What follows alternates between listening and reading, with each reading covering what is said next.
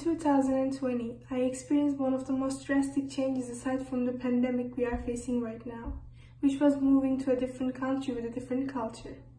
Both applying to schools in America and studying to get in universities in Turkey as a plan B were difficult, but I am grateful that I'm here in America right now. There are all the prejudices against US from other countries as much as US has against them. And I had the chance to use both internet and social media in my advantage to see more objective information during the time that schools were closed and we were supposed to stay at home.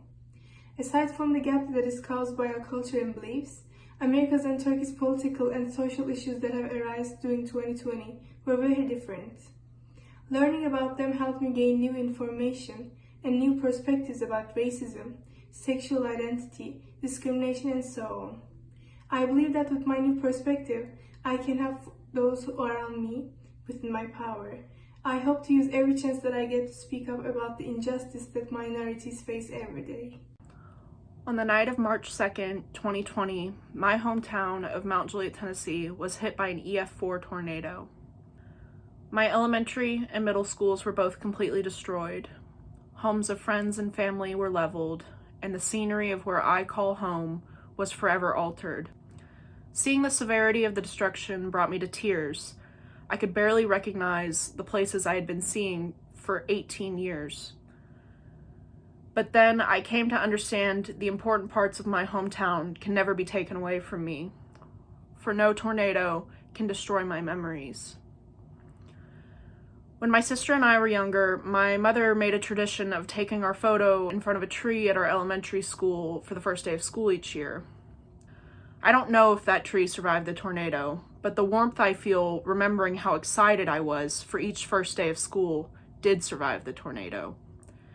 Thanks to that tornado, I cherish my memories so much more, because sometimes memories are the only way to preserve life's most meaningful experiences. To say that my perspective towards America's educational system hasn't always been the most positive would be putting it gently. In my junior year, I was asked to create a presentation outlining the flaws in our current school system, provide solutions, and give evidence to back it all up. Originally, the headmaster was supposed to attend, but after reviewing the project, my teacher thought it best not to invite him.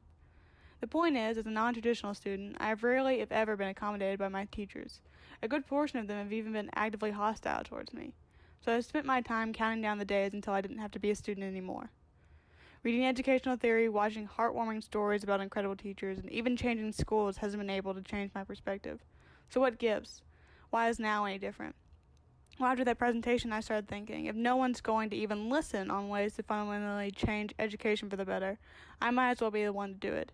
This has become my path towards making education better for every single student like me.